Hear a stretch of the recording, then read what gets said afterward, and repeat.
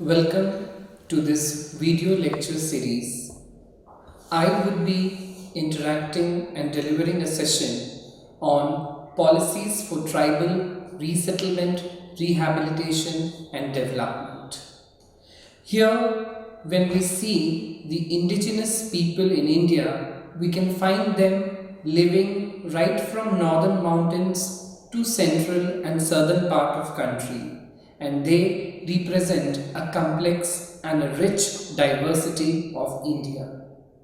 We find that their number is high and low across different parts of our country. According to one of the estimates, there are around 70 million people under the indigenous category, and in India we have around this 70 million, which is approximately 8%. If we see the global population, it ranges to around 300 million. The concept of development and tribal impoverishment has been as age-old as 3rd century AD. Development is generally understood as better economic life, wealth, prosperity, a comfortable life, living standards which are increasing day by day, technological advancements, and this all is the basis for gross national product. To achieve this gross national product, we need a capital investment system where we find industrialization and technologies which are ever ready to harness upon both natural and human resources. We are well aware since our school days that there are 4 factors of production, and land being the most important, and it is this land which is, when acquired by the state, displaces people, particularly the tribals, from their traditional livelihood and cultural practices. The community that loses the most due to the process of land acquisition are the tribals.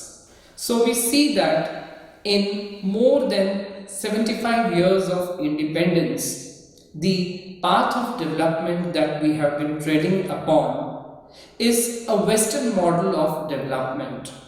For more than 2 centuries of foreign rule that we had over us, we thought of developing ourselves immediately, rapidly. We wanted to match ourselves with the developed nations of the world. We want to be one of the leading economies in the world, and to do this development, we are incurring a huge social cost, and this social cost is being paid by the people who are displaced. In the recent day paradigm, we see terms as happiness index, poverty reduction, environmental protection, social justice, human rights. These have been articulated where we see that development has become as both bringing benefits as well as imposing costs. If we see the estimates as given by Walter Fernandez, development projects such as dams, mines, wildlife sanctuaries and industries have already displaced around 21.30 million people from 1951 to 1990, and his latest updates estimate that these projects and programs have uprooted 60 million people in India. And this is tragical because on one side the number of displaced people has increased and is going to increase further in years to come, and on the other side we have not been able to rehabilitate them. With this introduction, I now move on to the second point and the structure of the module that has been given to us, that is the roadmap of the text and what would be the learning outcomes. So the current module that I have commenced already with an introduction is going to deal with concepts like development, displacement, its impact on tribals and other marginalized communities. It also discusses some of the key authors who have a very important and significant contribution in this domain, certain postulates, as well as we are going to see the impact through the impoverishment risk assessment model. While discussing this, and before reaching to the important postulates of impoverishment risk assessment model, it is important to know certain key terminologies like displacement, that is basically the decision to relocate oneself, which is based upon various factors. Not all of them are voluntary. People adopt this displacement for various reasons: better socio-economic conditions, quality of life. Displacement is also involuntary when it is caused due to natural disasters, development projects, ethnic or political reasons. After this, we come to the concept of displaced people. Development projects impact people's lives in various ways. Some are forced to leave their homes and relocate somewhere else, and they are known as displaced people. For instance, 3,525 families were uprooted from their habitat for the Upper Indravati Dam in Orissa. Further, going to the third key terminology, that is resettlement and rehabilitation. Often these words are like two sides of a coin used together.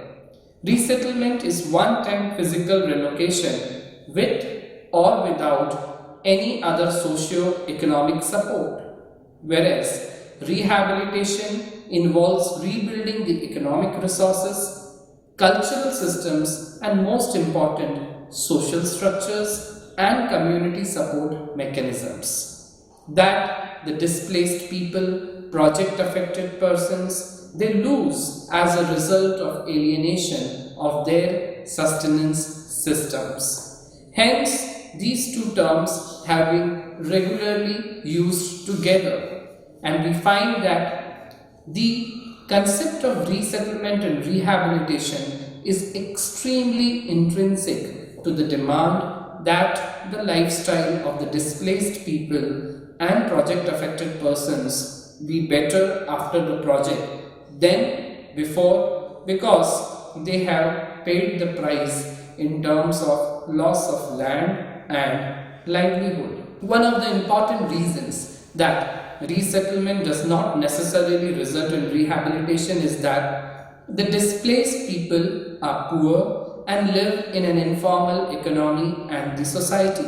They are in less contact with the formal sector than most other citizens. We find that usually all the rich mineral resources that are found in the country are the places where different tribal communities have been living since decades together, and they come from this background that I have discussed.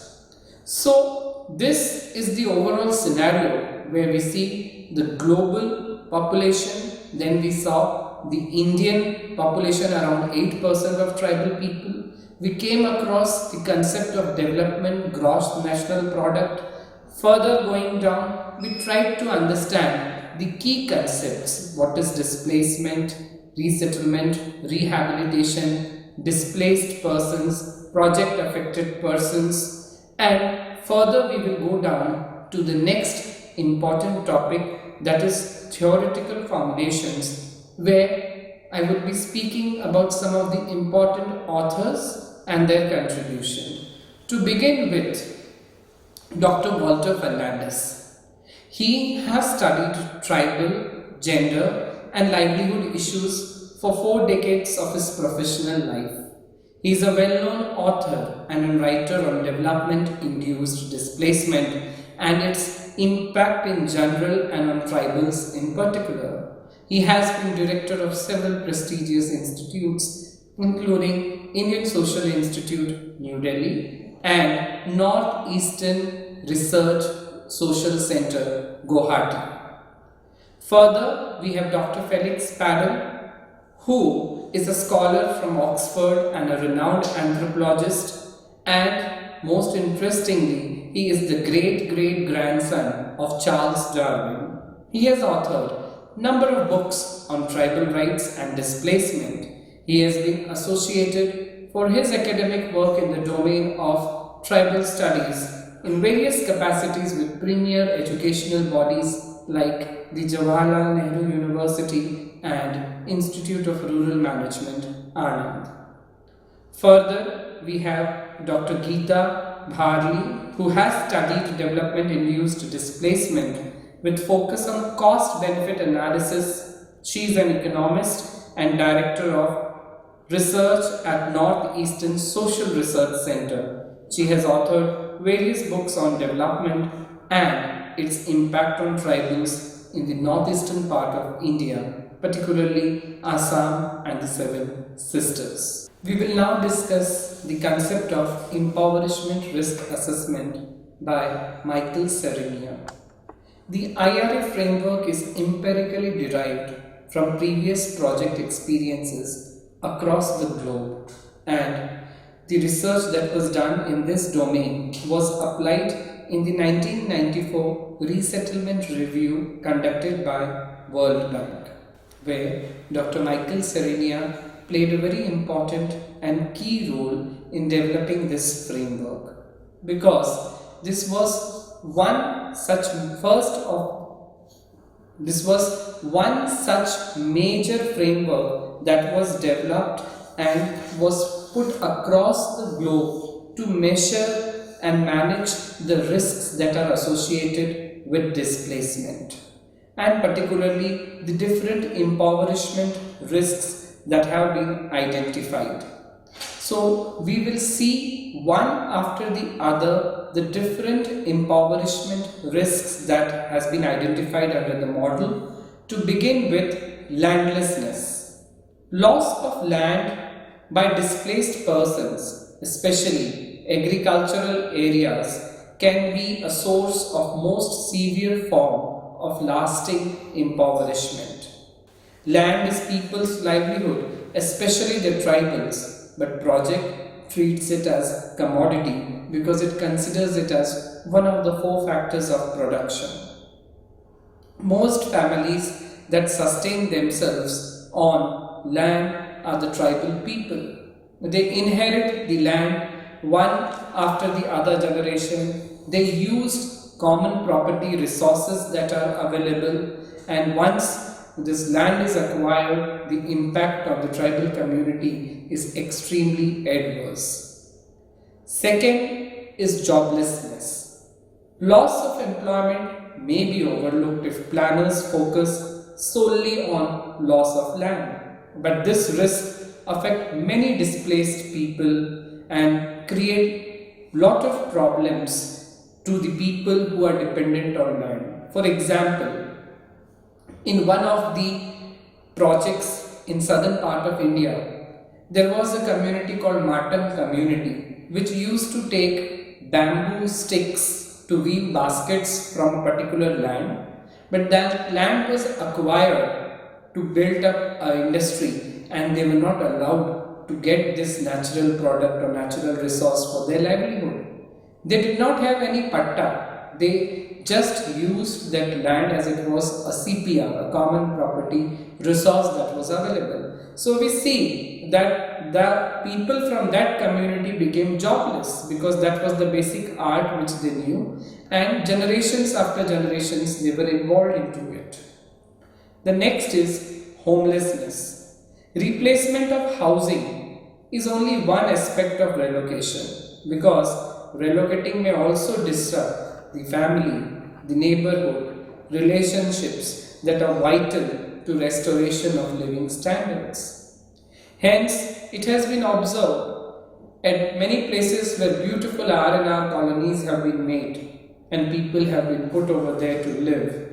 They were not happy to live there, and they did not flourish in life. Many of them left those houses, sold those houses, rented those houses, because, as I said, family, neighborhood and relationships hold a high degree of importance among the tribal community. The next important factor is marginalization.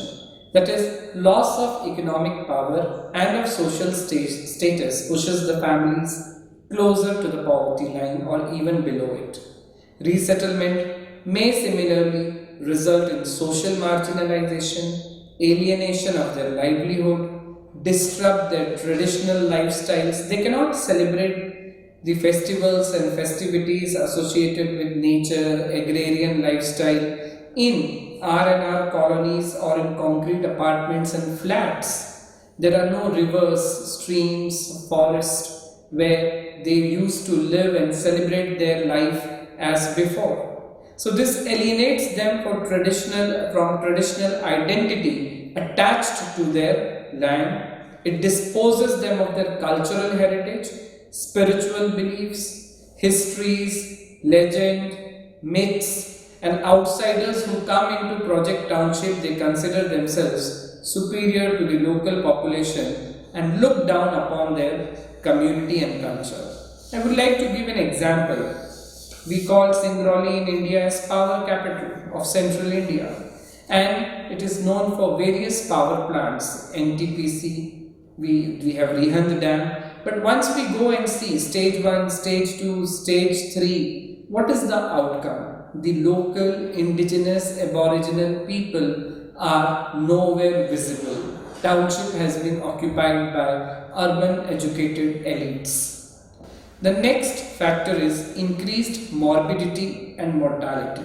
Relocation tends to expose resettlers to new or more intensive sources of illness. They are deprived to access to health services, traditional remedies which they have been using since ages together. The next point is food insecurity. We see that land that is owned by the tribals passes on from one generation to other, or if they are using a common property resource, that gives them food. But once the land is sold, money is given, money is put into the bank, money is consumed very rapidly, which ultimately sends them into urban slums or turns them into urban slum dwellers and pushes them into a cycle of poverty from which they are never able to come out.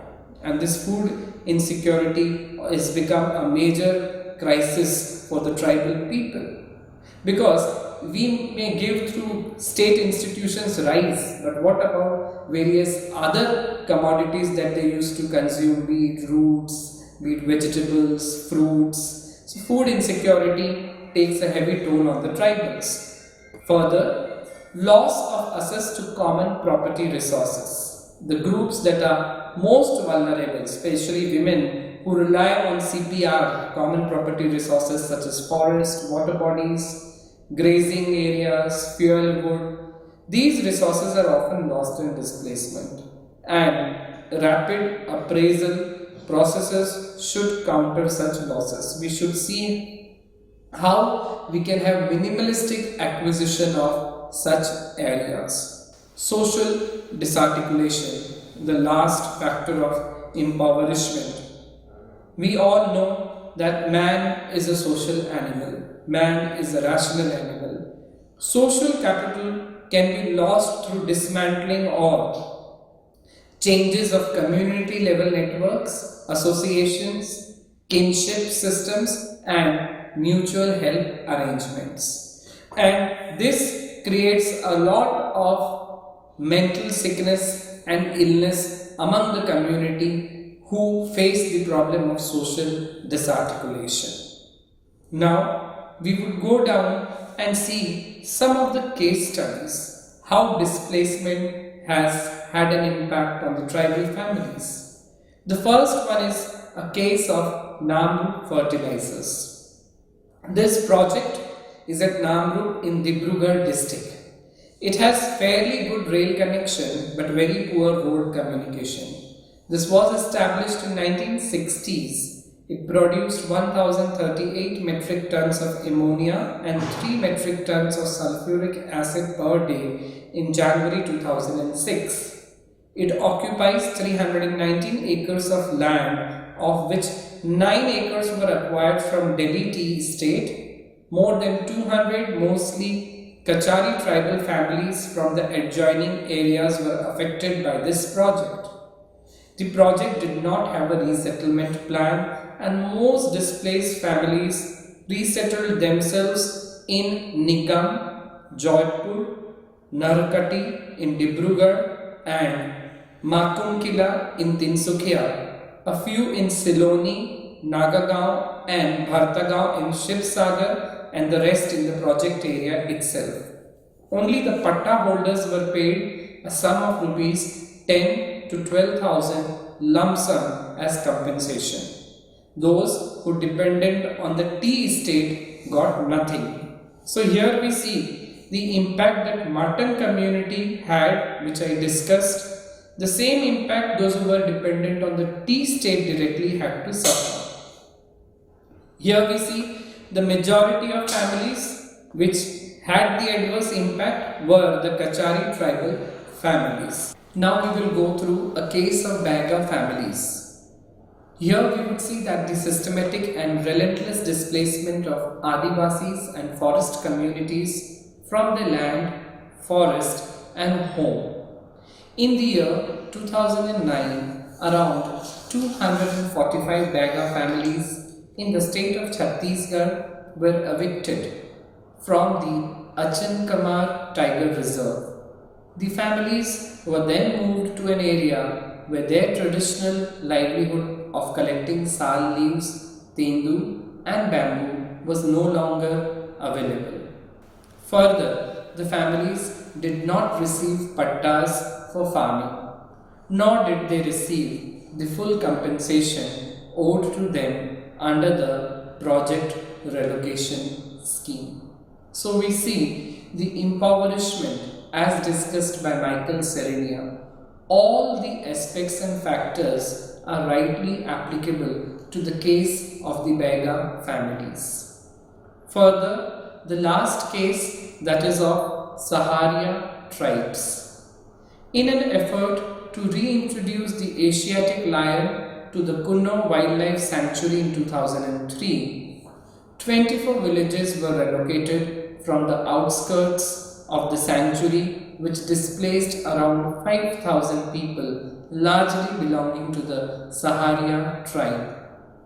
According to researcher Ashmita Kabra, the Saharia had historically been completely dependent on forest lands for their livelihoods.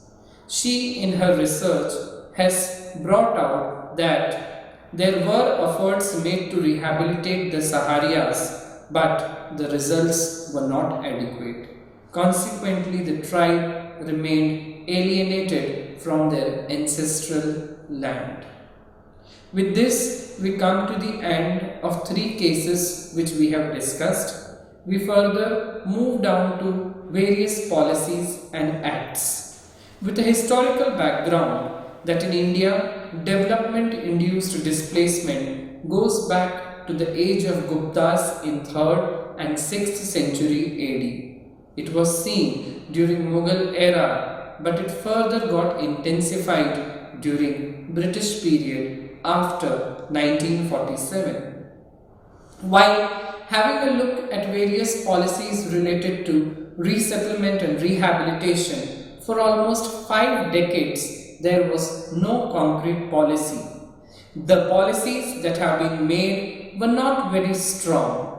India adopted its first policy in the year 2004, known as NPRR, that is National Policy for Resettlement and Rehabilitation, and a second one that is known as the Resettlement Policy in 2007. This 2007 policy made social impact assessments a compulsory feature, and it also added that where many of the displaced persons were tribals, a tribal development plan should be made with a timeline for implementation and constitution of a grievance redressal mechanism. Before having such national level policies, there were various sectoral policies. For instance, various companies like NTPC and Coal India had their own R&R policies. Some states in India like Orissa, Rajasthan, Madhya Pradesh, Andhra Pradesh, Haryana, Chhattisgarh and some other states had developed their own policies. Some of the states had also developed policies sector specific. For instance, to deal with displacement, resettlement, rehabilitation, for irrigation, for mining, for road construction. These were various sector level policies. So, this has been the state of policies in our country. And if we go and look into the past about various earlier acts that were available, we see that to have easy land acquisition, the Permanent Settlement Act 1793 followed by other laws like the Calcutta Act, which was around salt pans, and the Assam Land Rules 1838, all were aimed at getting land at a low price. These acts had become a tool in the hands of the colonial masters to acquire land for industrialization and to cater to their economic needs. The Land Acquisition Act 1894 has been discussed several times, as this was considered to be one of the important landmark law, but again this was used by state most often to displace people or deprive them from their sustenance. The doctrine empowered the state to take property for the public without the use of the owner for greater good, which was also known as principle of eminent domain. Finally, we got the right to fair compensation and transparency in Land Acquisition, Rehabilitation and Resettlement Act 2013. This has been made to undo the fallacies and limitations in past policies and acts, particularly looking into the issues of the tribal community. Government enacted this act so that there can be consultation with institutions of local self-governance like the Gram Sabhas established under the Constitution. A humane, participative, informed and transparent process for land acquisition with least disturbance to the owners of the land and people getting affected, and also to ensure that a fair compensation to affected people and affected families could be given. We find that a national level monitoring committee has also been given under the provision to be constituted for implementation of R&R schemes and plans under the RFCT LARR 2013. We also find this feature under the National Resettlement and Rehabilitation Policy 2007. So, by the ways of safeguards against displacement, special provisions have been made for the scheduled tribes, scheduled castes under section 41 and 42 of the RFCTLA-RR Act 2013, which protects the interests and also lays down a transparent and fair process of resettlement and rehabilitation. So we see that as a society, when we conclude, we would like to achieve both economic prosperity and at the same time have social justice. But we see that there has been inherent contradiction between these two ideas. The consequences of the present pattern of development is continuing powerlessness of weaker sections due to displacement. We have seen that development, resettlement, rehabilitation as well as impoverishment of tribals have been an age-old issue which needs to be addressed if we call ourselves a civilized society. Where today climate change has gained attention because we call ourselves a civilized society, The scenario of R&R needs similar attention to bring justice to the tribals and also to have development. We cannot say no to development, or at the same time we cannot say that there will not be any displacement, but as per the laws we should at least prepare ourselves to ensure that we implement the provisions of the current act with true spirit, and also put a question before ourselves. As Father of our Nation said, nature has sufficient for man's need but not for man's greed. How much more do we need as an individual, as a nation, and as a globe together needs to be discussed, thought, to have both economic prosperity and not at the cost of social harm and social inconvenience towards our tribal friends. Thank you.